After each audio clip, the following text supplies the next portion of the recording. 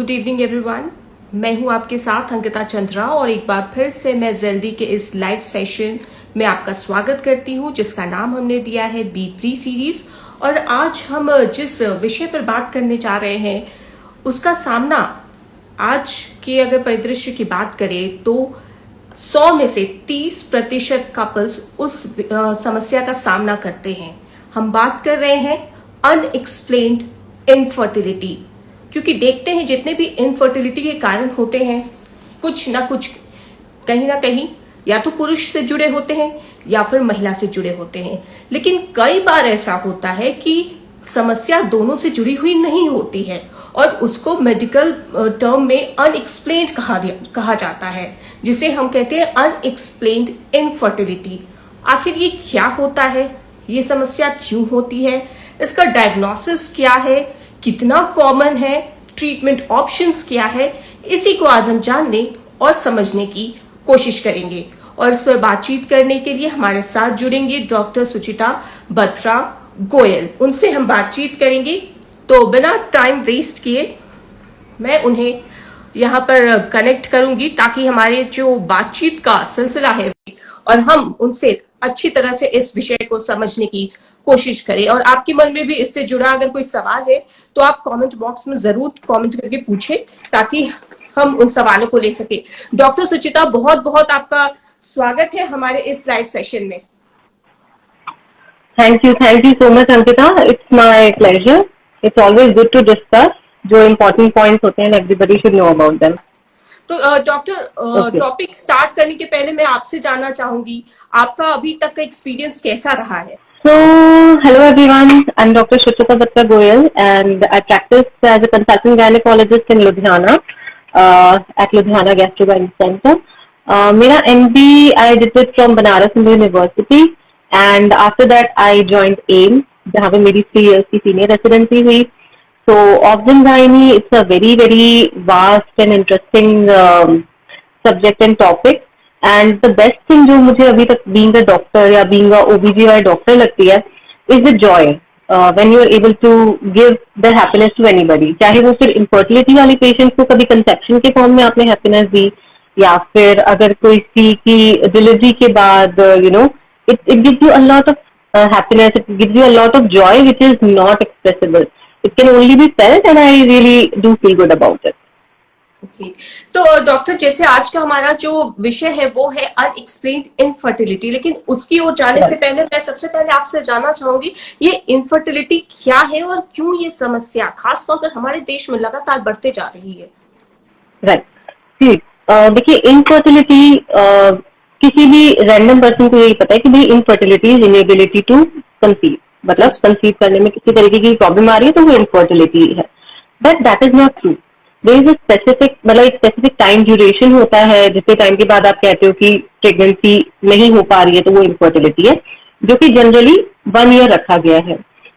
अगर कोई भी पेशेंट या कोई भी कपल कंसीव करने की कोशिश करते हैं और 1 साल तक वो कंसीव नहीं कर पाते हैं after not having any precaution, तो उसको हम इनफर्टिलिटी कहते हैं। वेस्टर्न वर्ल्ड में इनफर्टिलिटी बहुत ज्यादा है, बट लास्ट 10 years में इंडिया में भी इनफर्टिलिटी बहुत इंक्रीज हुई है।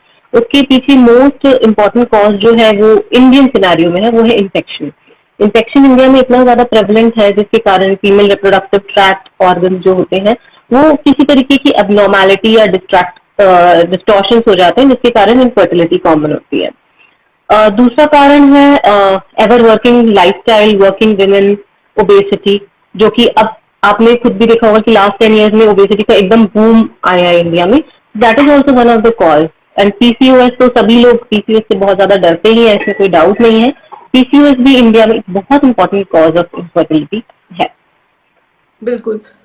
और अगर कपल्स की बात की जाए तो कपल्स को कब मिलना चाहिए, अगर जैसे उन्होंने कोशिश की और कब तक कोशिश करने के बाद उन्हें लगना चाहिए कि अब डॉक्टर से कंसल्ट करने का टाइम आ गया है, तो ये आप बताएं। और ये भी मैं जानना चाहूंगी कि इसमें जो मेल इनफर्टिलिटी है वो इतनी ज्यादा क्यों आज के संदर्भ में अगर देखें तो बढ़ती जा रही है। राइट, देखिए मैं दोनों क्वेश्चन का आंसर देती हूँ। सबसे पहले ये कि कब आके मिलना है, तो ऑब्वियसली जब आप 1 साल तक आपने ट्राई कर लिया है या फिर किसी तरीके की प्रॉब्लम आपकी फैमिली में ऑलरेडी रनिंग है या आपको ऑलरेडी पता है कोई स्पेसिफिक प्रॉब्लम है, तो आप 6 मंथ्स के बाद भी अपने डॉक्टर से कंसल्ट कर सकते हैं। बट अगर 1 साल निकल गया तब डेफिनेटली यू नीड कंसल्टेशन।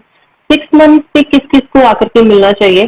जिनकी एज थोड़ी सी ज्यादा है, लाइक 35 ईयर्स है, या फिर जिनको पहले कभी कोई ट्यूबरक्लोसिस या कोई पेल्विक इन्फेक्शन हो चुका है, वो पेशेंट हो सकते हैं, या पीसीओडी जिन लोगों को है, या जो लोग ओवर वेट है, ओबीस है, उन लोगों को मिलना चाहिए, या कोई मेडिकल इलनेस है जैसे कि थायराइड की प्रॉब्लम है, तो उन लोगों को थोड़ा पहले आके मिलना चाहिए। तो grossly 6 month to 1 year you can try. अगर आपका नहीं कंसीव होता है 6 मंथ टू 1 ईयर में, so it's always good to visit a doctor. Second thing is कि मेल इनफर्टिलिटी इतनी कॉमन क्यों हो रही है इंडिया में? देखिए, इससे पहले मैंने आपको जो मोस्ट इंपॉर्टेंट कॉजेज कारण बताए थे वो फीमेल इनफर्टिलिटी वाले थे। मेल इनफर्टिलिटी भी जो हम लोग आगे आने वाले सेशन है उसमें डिस्कस करेंगे उसके क्या क्या कारण होते हैं।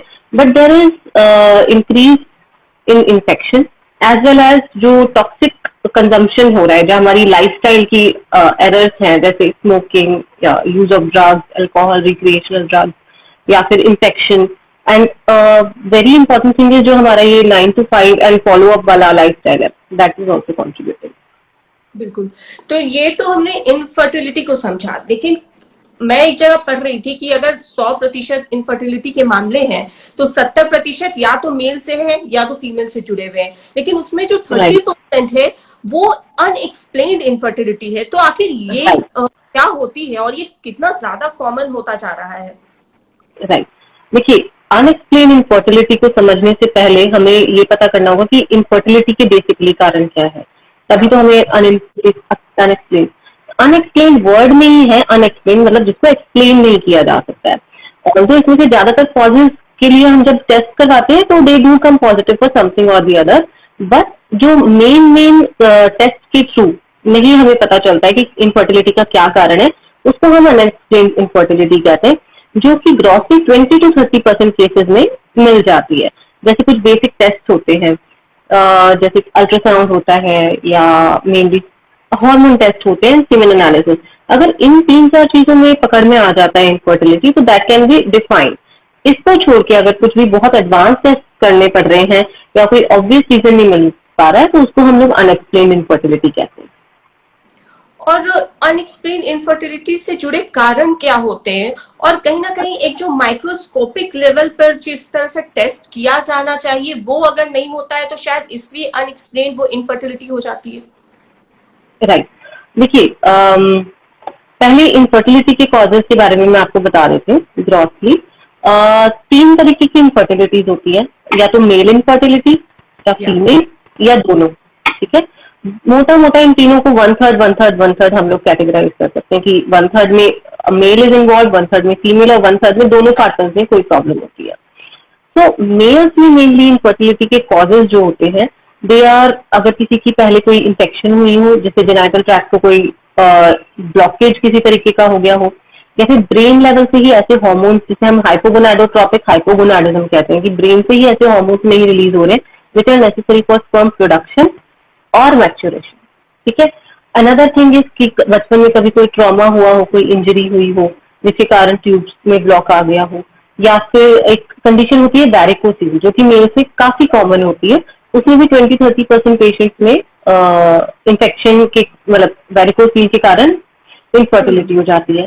Another thing is mumps. पहले के टाइम में मम्प्स बहुत कॉमन इन्फेक्शन हुआ करता था, तो उस टाइम मम्प्स के कारण भी सेकेंडरीली ट्यूब्स ब्लॉक हो जाती है। तो ये सब रीजन है। सेकेंड थिंग इज हमारी सोशल जो लाइफस्टाइल है, वो रीजन है। Then we come to the female causes, जो मोस्ट कॉमन कॉजेज मेनली रहते हैं। Most commonly it is either infection, जिसकी वजह से ट्यूब्स डिस्टॉर्ट हो जाते हैं, यूट्रस डिस्टॉर्ट हो जाता है। पहले इंडिया में ट्यूबरक्लोसिस बहुत ज्यादा कॉमन होता था, तो ट्यूबरक्लोसिस एक कारण है, and other chlamydia and gonorrhoea type के infection. Another thing is PCOD, diabetes, thyroid की जो रिलेटेड प्रॉब्लम है। इन तीनों चीजों में there is irregular periods and cycles, तो इन सबसे इनफर्टिलिटी होती है। तो these are the common causes. Now अब हम आते हैं अनएक्सप्लेन इनफर्टिलिटी के ऊपर। उसके अंदर आता है किसी तरीके के minor kind of tubal block अगर हो गया हो। एक कंडीशन होती है जिसे हम एंडोमेट्रियोसिस कहते हैं, एंडोमेट्रियोसिस में भी ज्यादा फीमेल्स को ना पता हो, बट सिस्ट इज समथिंग जिससे हम कोरिलेट कर सकते हैं।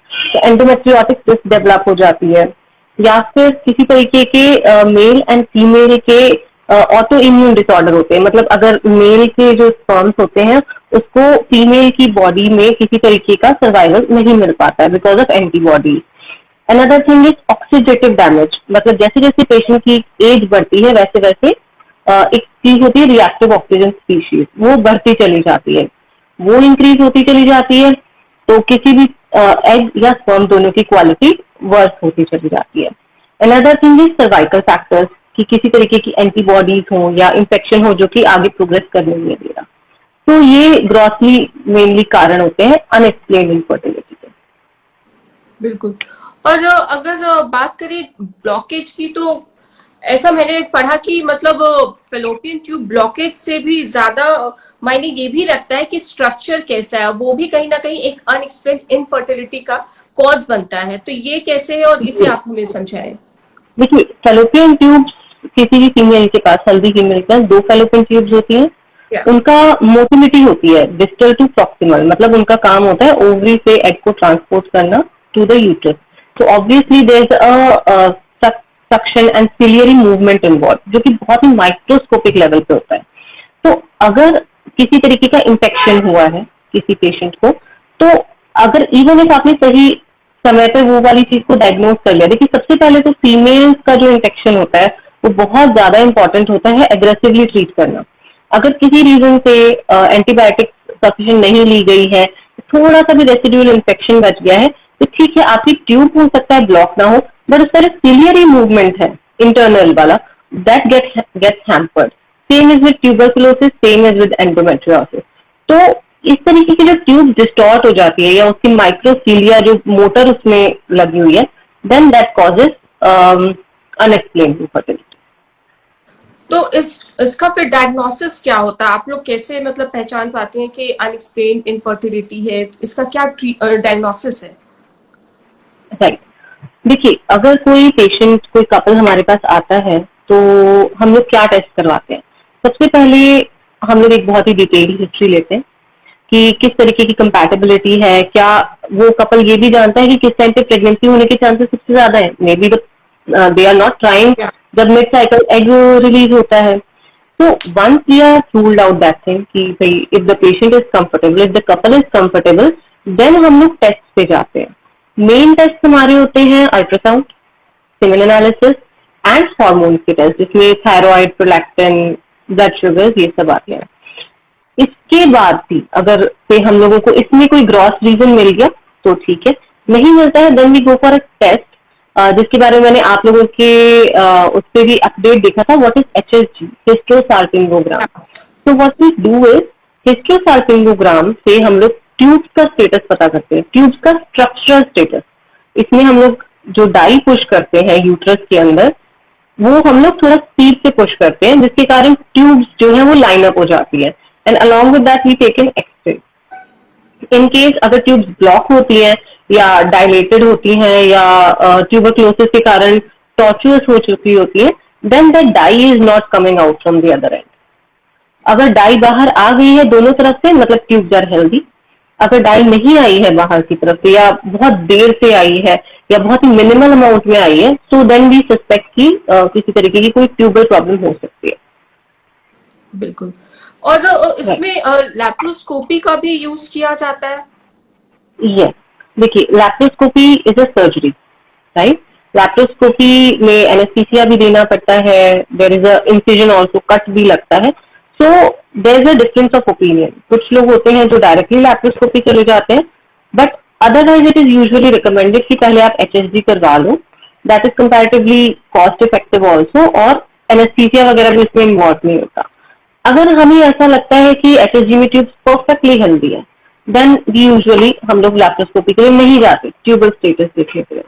बट अगर हमें थोड़ा सा भी डाउट होता है कि ट्यूब के अंदर डाई आकर के आगे नहीं बढ़ी, या बीच रास्ते में वो रुक गई, या फिर आगे तो बढ़ी लेकिन एक सर्कुलर फॉर्म में चली गई, जिसे हम लॉक्यूलेटेड कलेक्शन कहते हैं, then we go for laparoscopy. Other thing is, जो आपने लैप्रोस्कोपी पे क्वेश्चन पूछा, it's good You are asking a very good question. Laparoscopy का बहुत डिटेल्ड एंड वेरिड एप्लीकेशन है. उससे आप ट्यूब्स का स्टेटस देख सकते हो, उससे आप ट्यूब्स को रिपेयर कर सकते हो. आपको ऐसा लग रहा है कि ट्यूब्स के थ्रू दाई नहीं जा रही है, there are very mini micro instrument जिसके थ्रू हम लोग ट्यूब्स को ओपन भी कर लेते हैं या फिर रिस्ट्रक्चर कर लेते हैं. Another thing is infertility. जो अनएक्सप्लेन इनफर्टिलिटी का वेरी इंपॉर्टेंट कॉज होता है एंडोमेट्रियोसिस. यूजुअली एंडोमेट्रियोसिस इतनी जल्दी पता नहीं चलता because the patient is going to have pain, mild pain उसको होता रहेगा. They will ignore. यूजुअली हो सकता है पेल्विक इन्फ्लेमेशन, इन्फेक्शन की दवाई उसको मिलती रहे. बट लैप्रोस्कोपी एक ऐसी चीज है जिसमें स्कोप, यानी जो हमारी दूरबीन जिसे हम लोग कहते हैं स्कोप, डालते से ही एंडोमेट्रियोसिस के जो छोटे छोटे मिनी माइक्रो लीजन्स होते हैं ना, वो दिख जाते हैं. तो लैप्रोस्कोपी का बहुत ज्यादा रोल है अनएक्सप्लेन्ड इनफर्टिलिटी के कॉजेज में. लैप्रोस्कोपी के साथ होती है हिस्ट्रोस्कोपी. हिस्ट्रोस्कोपी का मतलब होता है you are inserting a scope in the uterus cavity, uterus की इनर कैविटी को देखने के लिए. तो अगर कोई बहुत ही छोटे छोटे से एडिशंस होते हैं, मतलब यूट्रस की कैविटी किसी रीजन से चिपक गई है आपस में, या उसके अंदर पतले पतले से सेप्टा प्रेजेंट है, या फिर बहुत ज्यादा नहीं चिपकी हुई है पर बहुत पतले पतले माइल्ड एडिशंस है, वो भी अनएक्सप्लेन इनफर्टिलिटी कॉज करते हैं. तो वो भी इस सर्जरी के टाइम पे पता चल सकते हैं. तो लैप्रोस्कोपी एंड हिस्ट्रोस्कोपी, जिसे हम डायग्नोस्टिक हिस्ट्रोलैप्रोस्कोपी कहते हैं, that is a very important test for आपका अनएक्सप्लेन्ड इनफर्टिलिटी. और इसमें यूरिया प्लाज्मा करके भी एक टर्म मैंने पढ़ा है कि अनएक्सप्लेन्ड इनफर्टिलिटी होने के पीछे ये भी एक कारण हो सकता है. तो ये होता क्या है और किस तरह से फर्टिलिटी को अफेक्ट करता है? राइट. देखिए, अनएक्सप्लेन्ड इनफर्टिलिटी के अंदर मैंने आपको पहले भी बताया था कि हम लोग इसमें भी 50 to 60% केसेस में कारण ढूंढ लेंगे. बट आपको एडवांस चीजें करनी पड़ेंगी जैसे HSG या डायग्नोस्टिक हिस्ट्रोलैप्रोस्कोपी. तो अगर हमें यूट्रस की कैविटी के अंदर बहुत सारे छोटे छोटे रेड स्पॉट्स मिलते हैं तो हम उसको एंडोमेट्राइटिस कहते हैं. मतलब यूट्रस की कैविटी में पहले कभी इन्फेक्शन हुआ था और वो इन्फेक्शन थॉरली ट्रीट उस टाइम पे नहीं हुआ और मिनी और माइक्रोस्कोपिक लेवल पे वो वहीं से मल्टीप्लाई करता रहा. पेशेंट को नहीं पता चला बिकॉज उसकी मेन मोटी मोटी प्रॉब्लम ठीक हो गई, बट लो लेवल की इन्फेक्शन वहीं से मल्टीप्लाई करता रहा जिसने यूट्रस की कैविटी को खराब कर दिया. तो वही आपका आंसर आता है what is ureaplasma, what is gonorrhoea, what is chlamydia. ये जो इन्फेक्शन होते हैं, ये इन्फेक्शन इवेंचुअली एंडोमेट्राइटिस यानी यूट्रस की इनर लाइनिंग का इन्फ्लेमेशन, यानी नॉर्मल टर्म से कहे तो सूजन करवाते हैं. तो जब ये वाली सूजन आपको ऑब्जर्व करनी है तो ऑब्वियसली आप स्कोप या कैमरा डाल के ही देख सकते हैं. इसलिए ये एक बहुत इंपॉर्टेंट कॉज है अनएक्सप्लेन्ड इनफर्टिलिटी का, बिकॉज किसी भी अल्ट्रासाउंड में ये डिटेक्ट नहीं हो सकता, अल्ट्रासाउंड में और किसी सिंपल टेस्ट से. बिल्कुल. और अगर देखा जाए कि एक आपने सब टेस्ट कर लिया, एक की क्वालिटी अच्छी है, स्पर्म की क्वालिटी अच्छी है, कोई प्रॉब्लम नहीं है, तो इसमें क्या एक फर्टाइल विंडो का भी रोल अहम होता है? कई बार ऐसा होता है कि लोग इसे समझ ही नहीं पाते, जैसा कि आप भी बता रही थी. तो ये भी एक अनएक्सप्लेन्ड इनफर्टिलिटी का कारण बन जाता है. यस. देखिए, हम लोग आज के जमाने में इंटरनेट का रोल नलिफाई नहीं कर सकते. इंटरनेट का क्या रोल है कि डू गो विजिट यूट्यूब. अगर हम परेशान हैं किसी भी रीजन से, we do go visit YouTube and Google की क्या रीजन है. तो आपको धीरे धीरे ये तो पता चल जाता है कि फर्टाइल विंडो क्या होती है. फर्टाइल विंडो एक फीमेल की मेंस्ट्रुअल साइकिल का वो टाइम पीरियड होता है 3 से 4 दिन जब उसका एग मेच्योर होकर रप्चर होता है.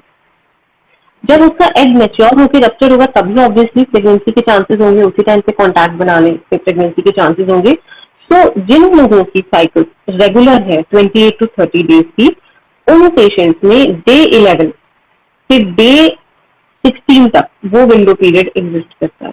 तो ऐसे लोगों को डेफिनेटली फर्टाइल पीरियड के बारे में पता होना चाहिए, as well as it will help them for pregnancy. There as जिन लोगों की साइकिल्स इरेगुलर है, किन लोगों की इरेगुलर होती है? PCOD, thyroid, obesity, diabetes. ऐसे पेशेंट्स में एक तो साइकिल्स इरेगुलर होती है तो आपको फर्टाइल विंडो के बारे में नहीं पता चलेगा. सेकेंड थिंग, इन सभी पेशेंट्स के अंदर एग रप्चर होने के चांसेस कम होते हैं. जैसे ओव्यूलेशन होता ही नहीं है ऐसे पेशेंट्स के अंदर. So these are the patient जिनको early treatment and early consultation से बेनिफिट होगा. Fertile window is good for those जिनके साइकिल्स रेगुलर है. जिनके साइकिल्स लिटरली इरेगुलर है, पहले तो हमें ये देखना पड़ेगा कि भाई ओव्यूलेशन हो भी रहा है कि नहीं हो रहा. और फिर ओव्यूलेशन हो रहा है, then we explain to the patient depending upon the cycle कि भाई कब फर्टाइल पीरियड होगा आपका. और इस पे साइकोलॉजिकल फैक्टर्स कितना अफेक्ट करता है? साइकोलॉजिकल फैक्टर्स मेनली मेल्स के लिए इफेक्ट करता है. Lifestyle is changing, that is applicable to both the females and mails.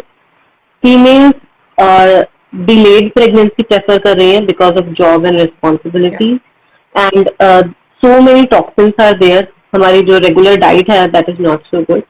So ये सारी चीजें जब स्ट्रेस के साथ मिक्स होती हैं तो एज अ कपल प्रेगनेंसी काफी हद तक डिफिकल्ट हो जाती है. इनफैक्ट जिन भी पेशेंट्स को हम लोग प्रेगनेंसी के लिए ट्रीट कर रहे हैं उनको हम लोग भी एडवाइज दें कि भाई आप योगा करो, आप योगा करो, आप डीप ब्रीदिंग एक्सरसाइज करो, आप मेडिटेशन करो, तो दैट जो मेडिसिन हम लोग दे रहे हैं वो एटलीस्ट बहुत इफेक्टिव वे में आपके रिप्रोडक्टिव ट्रैक्ट ऑर्गन तक पहुंच जाए. सो स्ट्रेस का बहुत ज्यादा रोल होता है, एंड मेल्स में जो स्ट्रेस का रोल होता है वो at the time of making contact ही ज्यादा होता है. बिल्कुल. और इसमें क्या एडिक्शन, अगर किसी का चीज का एडिक्शन बहुत ज्यादा है, अगर मेल की ही बात करें, या अल्कोहल हो या स्मोकिंग हो, तो इससे भी कुछ इम्पैक्ट पड़ता है? Definitely alcohol, drugs, recreational drugs, ये सब टॉक्सिन्स भी रिलीज करते हैं. और जैसे मैंने आपको पहले एक टर्म यूज किया था, रिएक्टिव ऑक्सीजन स्पीशीज. कोई भी चीज जब ओल्डर हो जाती है या उसकी रेट ऑफ डिग्रेडेशन बढ़ जाती है तो वो रिएक्टिव ऑक्सीजन स्पीशीज बनाती है. एंड आपने खुद भी देखा होगा कि दो पीपल जो अल्कोहल या सिगरेट का ज्यादा कंजम्पशन करते हैं, they age a little bit early. तो दैट मीन्स ऐसे सभी पेशेंट में रिएक्टिव ऑक्सीजन स्पीशीज बहुत फास्ट रेट पे डेवलप होती है जो टॉक्सिक बॉडी से इतनी जल्दी नहीं निकल पाते. And genitals are the part जहाँ पे ये सबसे ज्यादा इफेक्ट करते हैं. ऑब्वियसली कंसेप्शन में दिक्कत तो आती है. बिल्कुल. और यहाँ पे एक ने सवाल किया है कि अगर उनकी साइकिल 24 डेज की है तो वो अपने फर्टाइल विंडो के बारे में शायद जानना चाह रहे हैं. राइट. देखिए, ये एक थोड़ा डिटेल सा टॉपिक है, बट मोटा मोटा अगर ग्रॉसली आप देखना चाहें तो जिस टाइम पे आपको पीरियड आ रहे हैं उससे अप्रोक्सीमेटली 14 डेज पहले आपका ओव्यूलेशन होगा. जैसे 28 डेज की साइकिल है तो डे 14 के अराउंड आपका ओव्यूलेशन होगा, और उसके 2 दिन आगे 2 दिन पीछे, मतलब डे 11 से लेके डे 16 तक साइकिल आर फर्टाइल. अगर किसी का 24 डेज का पीरियड साइकिल है तो 24 में से 14 माइनस किया तो डे 10 11 के अराउंड ओव्यूलेशन के चांसेस सबसे ज्यादा है. तो डे 9 से लेकर के उनका डे 13 14 तक फर्टाइल पीरियड बना रहेगा. Okay. और ये साइकिल टू साइकिल भी डिपेंड करता है, because it is not necessary कि 24 डेज का साइकिल हो. That is why 2 days plus and 2 days minus हम लोग लेके चलते हैं. ओके. और अगर हम अनएक्सप्लेन इनफर्टिलिटी की बात करें तो अक्सर देखा जाता है कि आधे जो मामले होते हैं वो नेचुरल तरीके से ही इसमें ट्रीट हो जाते हैं, सर्जरी की ओर जाना ही नहीं पड़ता है. तो इसमें कितनी सच्चाई है, और वो जो नेचुरल तरीका है वो क्या क्या होता है? ओके, देखिए, अनएक्सप्लेन इनफर्टिलिटी में अगर किसी को 3 साल से ज्यादा टाइम हो गया है कंसीव करने में, देखिए वैसे तो 1 ईयर से ज्यादा अगर नहीं कंसीव हो रहा है तो वी कॉल दैट इनफर्टिलिटी.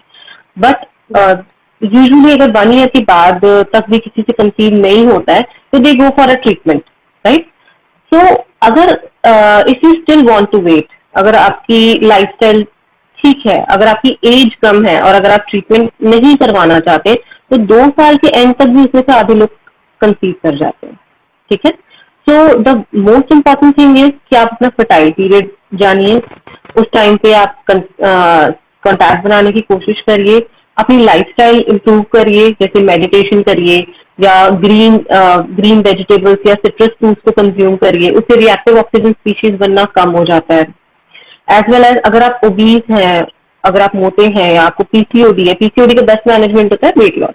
तो वेट लॉस अगर आप अपना करेंगे, आप डायबिटिक हैं, आप अपना या तो एक तो वेट लॉस करिए, साथ में अपनी ब्लड शुगर को कंट्रोल करिए. आपको थायराइड की प्रॉब्लम है, आप थायराइड का मैनेजमेंट करवाइए. डोंट वियर टाइट क्लोथ या एकदम गर्म एरिया में या बिल्कुल ठंडी एरिया में या टाइट कपड़े पहनना अवॉइड करिए. Try and wear loose cloth. Skip coffee. Coffee बहुत एक इम्पॉर्टेंट कल्प्रिट होता है इसके अंदर, skip coffee, alcohol and cigarettes and drugs. तो ये बेसिक बेसिक चीजें होती हैं along with fertile window. Second thing is कि एक दो तरीके होते हैं जिसके थ्रू अगर किसी को पता करना है कि भाई इवन इफ आई एम ओव्यूलेटिंग और नॉट, तो कुछ हार्मोनल प्रॉब्लम्स होती हैं, उनमें तो ओव्यूलेशन आप अपने डॉक्टर से ही कंसल्ट करें। अगर आपको किसी तरीके की कोई हार्मोनल प्रॉब्लम नहीं है तो आप मिड साइकिल में अपना टेम्परेचर ले सकते हैं। एवरी मंथ मिड साइकिल में आप मतलब 3 डेज के लिए अपना टेम्परेचर लीजिए। अगर आपका वो टेम्परेचर 0.5 से 1 डिग्री सेल्सियस तक बढ़ रहा है मिड साइकिल में, तो there is a high likelihood कि ओवुलेशन हो रहा है। और अगर वो टेम्परेचर सेम सेम सेम चले जा रहा है, there is no sudden rise of temperature, तो चांसेस ये है कि ओवुलेशन नहीं हो रहा है। तो उसको हम लोग बेसल बॉडी टेम्परेचर कहते हैं। तो ये वाली चीजें अगर आप पता कर लेंगे तो as well as along with that lifestyle modification, आधे लोग अपने आप ही कंसीव कर जाते हैं।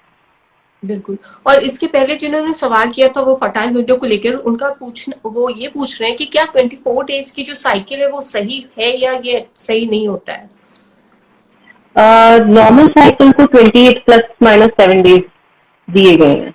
सो 21 डेज की साइकिल डेफिनेटली थोड़ा कम लगती है, बट अदरवाइज 21 से 35 डेज की cycle is regular, which is expected. और इसके अंदर यूजुअली अगर किसी की साइकिल 21 से 35 डेज की है तो दे मस्ट बी ओव्यूलेटिंग। ओके। और क्या किसी तरह के मेडिकेशन के माध्यम से भी ये अनएक्सप्लेन्ड इनफर्टिलिटी को ठीक किया जा सकता है? Definitely definitely. अनएक्सप्लेन इनफर्टिलिटी के जो मेजर कॉजेज काफी मतलब रिसर्च के बाद हमारे निकल के आते हैं, they are tuberculosis and endometriosis, both are really bad. ठीक है, तो अगर आपको ट्यूबरकुलोसिस है तो आपको long term anti tubercular treatment के लिए जाना पड़ेगा। एंडोमेट्रियोसिस जो है दैट वो अफेक्ट करता है यूट्रस को, फेलोपियन ट्यूब्स को भी एंड ओवरीज को भी, तीनों को वो इफेक्ट करता है। तो अगर एंडोमेट्रियोसिस है तो वी वुड सजेस्ट कि आप अर्ली एंडोमेट्रियोसिस या ट्यूबरकुलोसिस है या इस तरीके की कोई ट्यूब्स आपकी खराब निकली है, या फिर एक और इम्पोर्टेंट चीज होती है प्री मेच्योर ओवेरियन इनसफिशिएंसी की, आपकी एग की क्वालिटी ही खराब है, या कैसे पता चलेगा? मेंस्ट्रुअल साइकिल में रिड्यूस फ्लो रहेगा, फैमिली हिस्ट्री में रहेगा अर्ली मेनोपॉज, तो ऐसे पेशेंट्स को तो नहीं वेट करना चाहिए, there is no doubt about it. बाकी जो बचे हुए पेशेंट्स हैं उनको वेट करना चाहिए। और जो हम लोगों का अप्रोच होता है वो पहले मेडिकेशन बेस्ड अप्रोच होता है, मतलब ओरल टैबलेट बेस्ड अप्रोच होता है, जिसमें 2 मेन मेडिकेशन होती है जिसको कि हम क्लोमिफेन सिट्रेट कहते हैं and another one is letrozole. उसके साथ हम लोग IUI करके एक प्रोसीजर होता है जिसमें हम सीमेंट कॉन्सेंट्रेट करके मिड साइकिल में फीमेल में इंसर्ट करते हैं।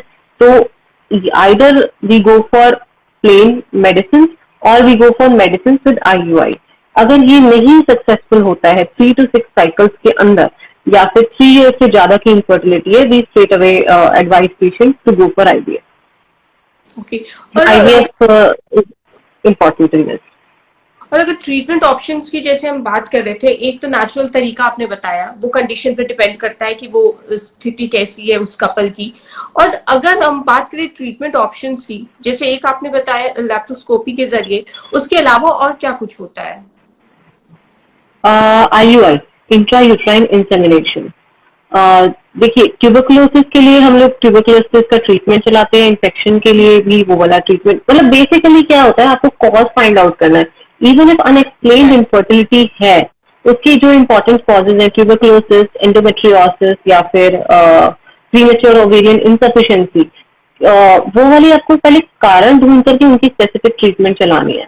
अगर आप if you are exhausted your resources, आपको फिर भी कोई रीजन नहीं मिल रहा है, या फिर एंडोमेट्रियोसिस या ट्यूबरकुलोसिस की वजह से ट्यूब ही खराब हो चुकी है किसी पेशेंट की, देन तो patient has to go for IVF। बिल्कुल। और इस सक्सेस रेट कितना होता है अनएक्सप्लेन्ड इनफर्टिलिटी के साथ प्रेग्नेंट होने का? चांसेस कितने हैं? अगर स्पॉन्टेनियसली ट्राई करें जो होम बेस्ड मेथड मैंने अभी बताए हैं, तो 20% से 25% पेशेंट्स ओवर 1 year और 2 year कंसीव कर जाते हैं। अगर हम मेडिसिन विद IUI की बात करें तो वो 35% के around patients they do conceive after trying for 6 months। IVF के अंदर मल्टीपल फैक्टर्स रोल प्ले करते हैं, क्योंकि IVF यूजुअली हमेशा इसी केसेस के लिए लिया जाता है जिसमें मेल या फीमेल या दोनों की प्रॉब्लम्स हो। तो IVF में डिपेंड करता है, अगर बहुत लिमिटेड पे रीजन है या सिर्फ ट्यूब्स ब्लॉक है तो तो approximately 50 to 60% patient will conceive easily. लेकिन अगर कुछ प्रॉब्लमैटिक रहता है then we have to see, like azoospermia होता है जिसमें स्पर्म का कंसेंट्रेशन बिल्कुल ही नील होता है या 1 or 2 मिलियन होता है, उसके अंदर थोड़ा सा डिफिकल्ट रहता है. And there are other options available for that also, like donor. And female में अगर इस तरीके के एग्स में प्रॉब्लम आ रही है कि इवन हम लोगों ने बहुत मेडिसिन दे के देख लिया, सुपर ओवुलेशन कर दिया, then we go for donor in females also. बिल्कुल. और एक सवाल ने पूछा है कि 1 साल से ट्राई किया था उन्होंने, उसके बाद डॉक्टर से वो मिले और एग साइज ठीक नहीं थी, उसके बाद 3 टाइम IUI हुआ है और फिर 3 टाइम IVF राइट, भी कराया है लेकिन कंसीव नहीं कर पा रहे हैं. आखिर ऐसा क्यों हो रहा है? Right, right. देखिए ऐसे वाले पेशेंट्स के अंदर हम लोगों को ढूंढना होता है कि अगर जो ट्रू एंड एक्सट्रीम इनफर्टिलिटी है जिसमें एकदम मिनी माइक्रोस्कोपिक जेनेटिक लेवल पे हम लोगों को नहीं समझ में आ रहा है, ऐसे पेशेंट्स में हम लोग डोनर्स का यूज कर सकते हैं. अगर फीमेल की एज ज्यादा है या बहुत मेडिसिन देने से एग्स भी नहीं बन रहे, तो either we can take donor ovum. अगर मेल्स को बहुत ट्रीट करने के बाद भी स्पर्म की कॉन्सेंट्रेशन एक सर्टन लेवल से ऊपर नहीं जा रही है, then we can take it from the donor. Another thing is we can do surrogacy. अगर किसी पेशेंट की, जैसे मैंने आपको एक एंडोमेट्राइटिस करके कंडीशन बताई थी, जो इन्फेक्शन के कारण हो जाती है, कभी कभी तो वो ठीक हो जाती है. Sometimes it responds to high dose of antibiotics, कभी कभी नहीं रिस्पॉन्ड करती है. तो चाहे आपका एम्ब्रियो बन रहा हो, मतलब लैब में आपने एम्ब्रियो बना लिया बट वो आप डाल रहे हैं, वो इम्प्लांट ही नहीं हो रहा है क्योंकि वो सरफेस और नॉन रिसेप्टिव हो गई है. या फिर ट्यूबरकुलोसिस वाले पेशेंट्स में इस तरीके से होता है कि वो सरफेस ही जिसे कहते हैं कि नॉन रेस्पॉन्डिंग हो गई है, नॉन एक्सेप्टिंग हो गई है, तो फिर आपको सरोगेट के लिए जाना पड़ सकता है. तो इस केस में हमें जरा देखना पड़ेगा कि प्रॉब्लम किस लेवल पे आ रही है, कि क्या एग भी नहीं मतलब एग नहीं रिट्रीव हो रहे हैं, या अगर एग रिट्रीव होकर के एम्ब्रियो बन रहा है तो एम्ब्रियोज कितने बन रहे हैं. एम्ब्रियो का मतलब होता है स्मॉल फीचर्स जो लैब में बनाते हैं and then we put it inside the female body. तो अगर एम्ब्रियोज बन रहे हैं, तो अगर कम एम्ब्रियोज बन रहे हैं, मतलब हो सकता है एग की क्वालिटी पुअर हो, या फिर यूट्रस की कैविटी के अंदर ही प्रॉब्लम हो कि एम्ब्रियो तो बन रहे हैं बट वो वहां पर जाकर उससे अटैच नहीं हो पा रहे हैं. ओके. तो we might have to go for donor ovum या फिर सरोगेट इन दिस पेशेंट. बिल्कुल. और किसी ने पूछा ये वेरिकोकल ट्रीटमेंट क्या होता है? Varicocele is a problem in males. Varicocele की वजह से भी इनफर्टिलिटी हो जाती है, बट सभी वेरिकोसील्स में इनफर्टिलिटी नहीं होती है. वेरिकोसील में 20 to 40% पेशेंट्स के अंदर, जिसके अंदर सीवियर या सीरियस वेरिकोसील होता है, उसी में इनफर्टिलिटी होती है. उसका सर्जिकल मैनेजमेंट होता है. जो माइल्ड वेरिकोसील वाले पेशेंट्स होते हैं 60% के around, they just need support to the genitals, थोड़ा एंटीऑक्सीडेंट्स एंड मतलब जैसे मैंने आपको मेडिकेशन बताई. अच्छा, okay, there are medication for males also, जिसके कारण, बिकॉज स्पर्म्स के लिए सिर्फ क्वांटिटी इंपॉर्टेंट नहीं होती है, द मोटिलिटी इज देयर और रिएक्टिव ऑक्सीजन स्पीशीज कम हो. So we can start them with those medicine and surgical option is the last option, जो कि सीवियर वेरिकोसील में ही किया जाता है. बाकी पेशेंट्स कंसीव कर जाते हैं even with this medical management. Okay. और आपने जैसे बताया था, जो हम नेचुरल ट्रीटमेंट की बात कर रहे थे, कि इसमें लाइफस्टाइल मॉडिफिकेशन बहुत वाइटल रोल प्ले करता है. तो मैं जो कपल ट्राई भी कर रहे हैं, अभी प्लानिंग कर रहे हैं, या जो अनएक्सप्लेन इनफर्टिलिटी का सामना कर रहे हैं, तो उन्हें किन किन चीजों का ध्यान रखना चाहिए, किस तरह के लाइफस्टाइल मॉडिफिकेशंस करने चाहिए? लाइफस्टाइल मॉडिफिकेशन की बात तो सब करते हैं, बट करना मुझे लगता है कि that is the most difficult. सबसे ज्यादा इंपॉर्टेंट चीज है उसके लिए मोटिवेटेड होना. मोटिवेटेड कब होंगे? जब आपको पता चलेगा कि भी सब चीजें, सब सॉल्यूशन सिर्फ मेडिसिन में नहीं रखे हैं. There are solution even other than the medicine. Because हमारे पास यूजुअली जब पेशेंट्स आते हैं, दे आर लाइक कि हम वेट लॉस नहीं कर सकते, हम स्पेसिफिक टाइम पे कॉन्टैक्ट नहीं बना सकते, हमें दवाई दे दो. तो सबसे पहले ये चीज जानना जरूरी है, दवाई हर चीज का सॉल्यूशन नहीं है, आईवीएफ हर चीज का सॉल्यूशन नहीं है. एक पहले early to bed early to rise makes a man healthy, healthy rise वाली जो सेइंग थी, हम वो फॉलो कर सकते हैं. एक शेड्यूल बनाएं अपना, सही टाइम पे सोएं, सही टाइम पे जागे. मेक श्योर कि आप व्हेन यू वेक अप तो आपकी एक अच्छी हेल्दी डाइट हो जिसके अंदर प्रोटीन एंड विटामिन की कंसंट्रेशन ज्यादा हो. अब प्रोटीन किस चीज में होता है?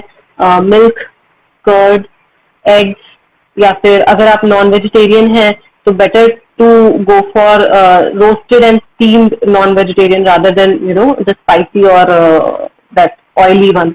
एंड अनदर थिंग इज कि आप योगा एंड मेडिटेशन करके भी अपनी बॉडी को अच्छे से ऑक्सीजनेट कर सकते हैं, जिससे ब्लड फ्लो भी इंक्रीज होता है, एज वेल एज जो quality of eggs and quality of sperms है वो भी इंक्रीज होती है. डू ट्राई कि एक स्पेसिफिक शेड्यूल हो आपका, वही टाइम पे सोना, वही टाइम पे उठना, preferably sleeping in the night, and very important thing, avoid watching mobiles at the night. And what we do is कि मोबाइल्स यूजुअली पॉकेट्स में पड़े होते हैं हमारे. So, very important reason is the studies are coming up, the studies are going to come up in the next 4 to 5 years, that they are reducing the sperm quality and as well as the quantity. So, do try to keep it away from yourself.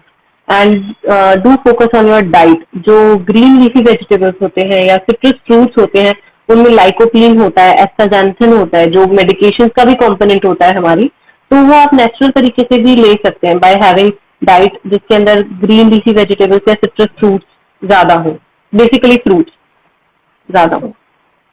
तो और इसमें आप क्या supplements लेने की भी सलाह देती हैं?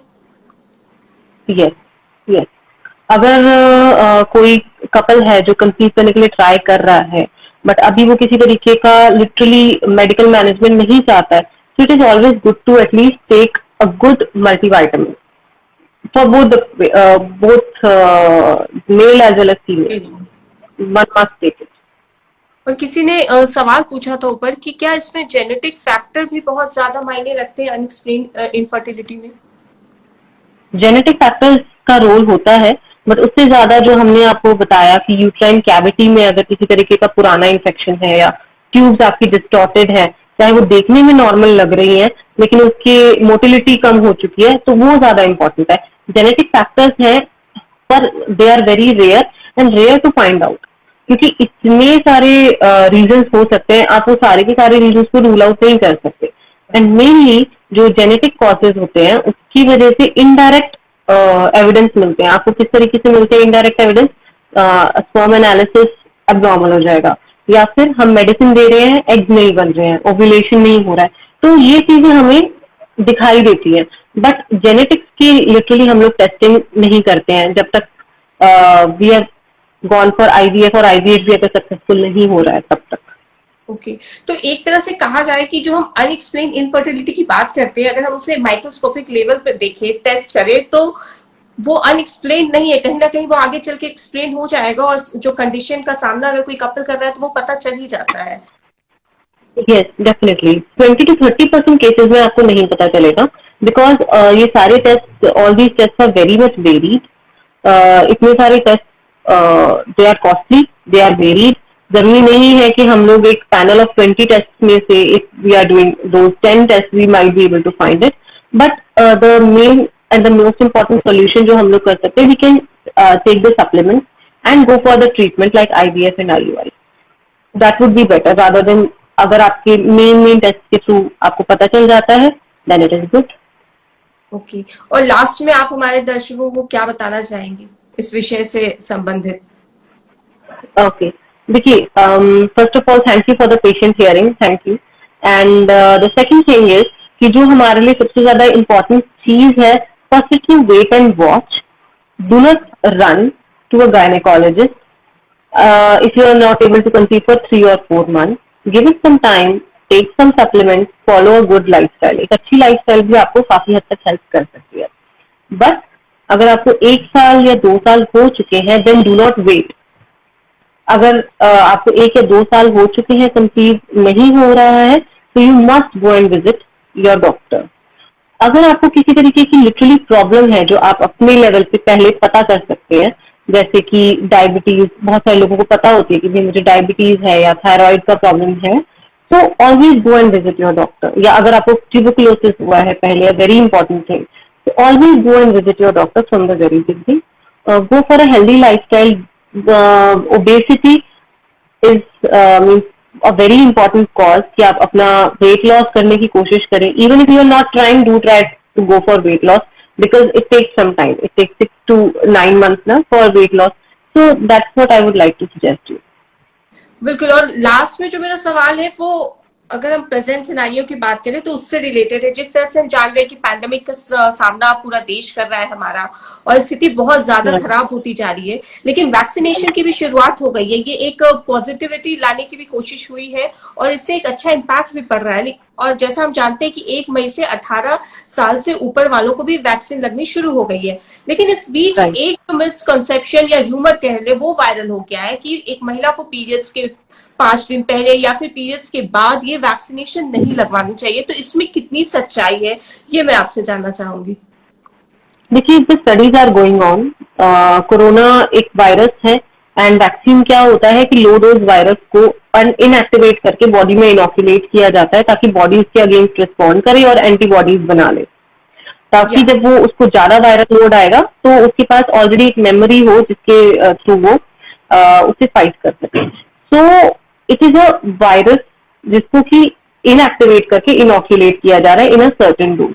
तो मेल्स के लिए ये प्रॉब्लम नहीं है, लेकिन अगर कोई फीमेल है और अगर वो कॉन्ट्रासेप्शन नहीं यूज कर रही है तो जब तक प्रॉपर स्टडीज नहीं आ जाती तो आई वुड रिकमेंड आप जो पहले हमेशा से वायरल वैक्सीन के लिए चीज चली जा रही है कि भाई आप अपना डोज लगवाइए, उसके बाद 1 महीने तक वेट करिए, फिर कंसेप्शन का ट्राई करिए।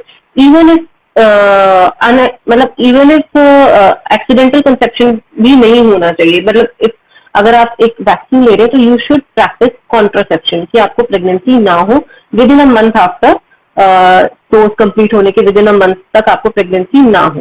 रिजल्ट आ जाएंगे विद इन अ ईयर और 2, बट टिल देन जब तक हमारे पास स्टडीज नहीं है तो हम लोग बाकी जो जनरलाइज वैक्सीन होती है जैसे रूबेला होती है उसके अंदर जो हम मानते हैं कि भाई आपका वैक्सीन कोर्स पूरा हो जाता है उसके 1 महीने बाद आप ट्राई करो, अदरवाइज तब तक मत ट्राई करो। बिकॉज हो सकता है वही वायरल इन्फेक्शन अगर आप प्रेग्नेंट हो जाते हैं, आपकी इम्यूनिटी लो होती है, वही मल्टीप्लाई कर जाए, आप उससे फाइट ही ना कर पाओ, एंटीबॉडीज ना बना पाओ, इट्स बेटर और टू वेट 1 मंथ ये के लिए। बात बहुत ज्यादा मतलब एक वायरल हो गया पोस्ट कि पीरियड्स के पहले या पीरियड्स के बाद वैक्सीनेशन को लेके एक जो रिलेशन चल रहा है कि पीरियड्स के 5 दिन पहले या पीरियड्स के 5 दिन बाद नहीं नहीं नहीं लेना चाहिए that is vaccination. That is देखिए, जो नॉलेज एक जगह से दूसरी जगह कन्वे होती है उसका मेन जिस्ट ही खत्म हो जाता है।